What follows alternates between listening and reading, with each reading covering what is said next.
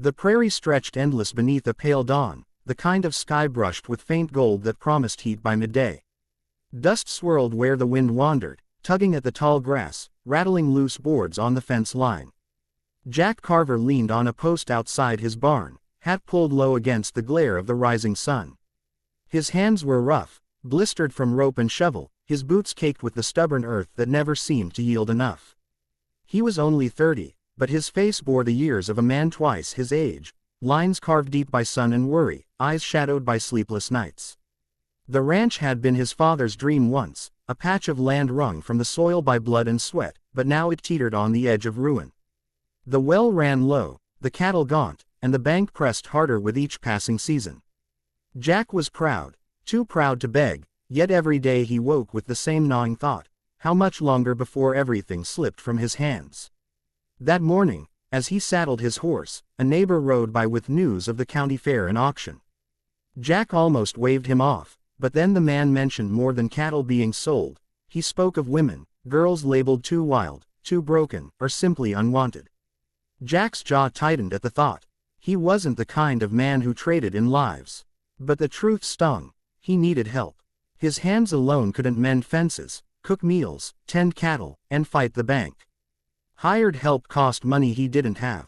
He thought of the silent, empty house at night, the echo of footsteps that were always his own. Loneliness pressed like a weight on his chest. Against his better judgment, he found himself riding into town as the sun rose higher. The fairgrounds buzzed with noise, laughter and haggling mixing with the sharp call of the auctioneer. Jack dismounted, feeling out of place among the crowd.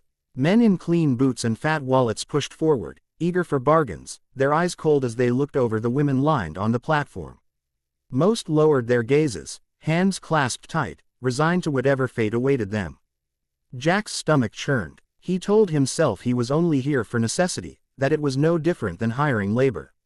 Yet shame lingered as the first women were sold off quickly, bids flying like bullets. Then the murmurs changed. From behind a curtain stepped a young woman unlike the others. She didn't hang her head. She stood tall, dark hair tumbling wild past her shoulders, storm-gray eyes cutting through the crowd like lightning. Her wrists were bound, but her spirit was not. Every line of her body radiated defiance. Whispers rippled. That one's trouble, too wild for any man. She'll bolt the first chance she gets. The auctioneer tried to smile, but even he looked doubtful she'd fetch much. Jack's breath caught. He didn't know why. Maybe it was the fire in her eyes, so much like the fight he felt in himself, or maybe it was the way she stood, proud despite the chains. He knew loneliness, but she knew captivity, and still she refused to bow. Before he realized it, his voice rang out, cutting through the jeers. $2. A drunk rancher barked laughter, raising the bid to mock him. Heat flared in Jack's chest, and he countered. Back and forth it went until, at last, the hammer fell. The woman was his. As the crowd scattered, muttering, Jack approached. The auctioneer shoved a key into his hand with a smirk. Good luck, Carver. She'll eat you alive. Jack ignored him, stepping close enough to meet her gaze. What's your name? He asked quietly. Her voice was low, edged with pride. Elena. He unlocked the shackles, his rough fingers careful not to scrape her skin. You're free enough now, he said. But if you ride with me, it's hard living. I can offer food, a roof, and honesty. Nothing more. She rubbed her wrists, eyes darting to the open road. For a heartbeat, he thought she'd walk away. But then she squared her shoulders. I'll ride with you, she said. Something in her tone, unshaken, unafraid, made his chest tighten in a way he hadn't felt in years. Back at the ranch, Elena took in the sagging barn, the empty fields, the cattle thin as shadows. This is what you've got? She asked, one brow arched. Jack bristled, ready to defend what little remained, but before he could answer, she dropped her bundle and strode toward the corral. Then let's get to work.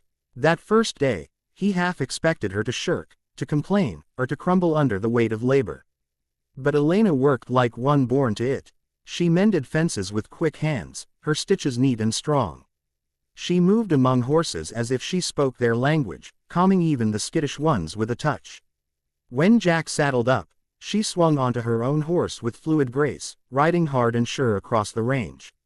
He found himself watching, jaw tight, as the wind whipped her hair back, her posture proud and unyielding. She wasn't a servant. She was something else. Something dangerous to a man who'd built walls around his heart. Nights were quieter, yet heavier. They ate by lantern light, the silence between them filled with unspoken questions. Slowly, fragments of her story emerged. A mother buried too young. A father lost to drink. Relatives who passed her from one to the next until none wanted her. They said I was too wild, she admitted one evening, staring into her tin plate. Jack surprised himself by answering softly, maybe wild's what keeps you alive. Their eyes met, and for the first time in years, Jack felt seen, not as a failing rancher, not as a man sinking in debt, but as someone who still fought. But the town wasn't kind. Whispers followed Elena each time they rode in for supplies. Men smirked, muttering crude jokes. Women glared, whispering behind gloved hands. Once, a man spat at her boots and called her a name Jack would rather forget. Fury surged in him so hot he nearly drew his fist, but Elena laid a hand on his arm, her grip firm. Let them talk, she said quietly. We've got work. She stood taller than all of them, unbroken by their venom, and Jack realized he didn't want to shield her, he wanted to stand with her. Autumn brought storms fierce enough to rattle the bones of the earth. One night, lightning split the sky, and wind screamed across the prairie. Jack woke to the acrid scent of smoke, the barn ablaze. He shouted for Elena to stay back, but she was already running through the rain, rope in hand. Panic clutched him as she vanished into the smoke. He plunged in after her, choking, eyes burning. Horses screamed, thrashing in terror. Together they hauled them out, one by one, until at last the roof collapsed behind them in a roar of flame and sparks. They stumbled into the rain-soaked yard, coughing, blackened with soot. For a long moment, neither spoke. Then Jack reached for her hand, trembling. She didn't pull away. Their eyes locked, and though the storm raged, the world seemed to hold its breath. Something had shifted. Something neither could deny. Winter pressed hard. Snow draped the land in silence. Food stores dwindled, and debt collectors came knocking louder. Jack thought despair would break him, but Elena was always there, riding beside him to hunt, bartering fiercely in town when money ran thin, laughing by the fire when the cold was sharpest. Her laughter filled the house like sunlight, chasing away shadows that had haunted him for years.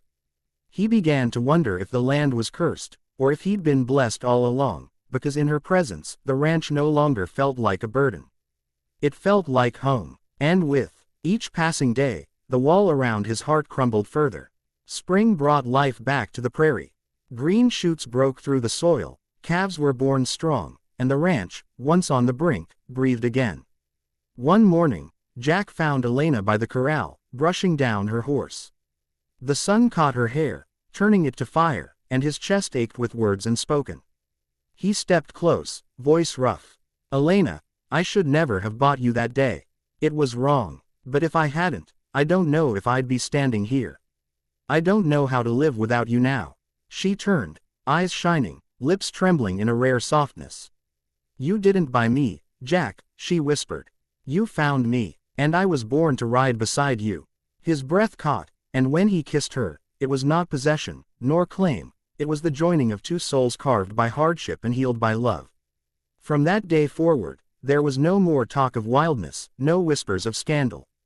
They were partners in every sense, two hearts forged in fire, standing side by side against every storm. The ranch that once seemed doomed slowly flourished under their hands. And Jack Carver, who once thought himself a man bound for ruin, discovered the truest kind of wealth. Not money, nor land, nor cattle, but the fierce, untamable love of the woman who had been too wild for the world, yet just wild enough for him. And across the endless prairie, where the wind carried stories long after voices were gone, theirs lived on, not of a man who bought a girl, but of two souls who found each other, and chose to ride together, side by side, for as long as the land would hold them.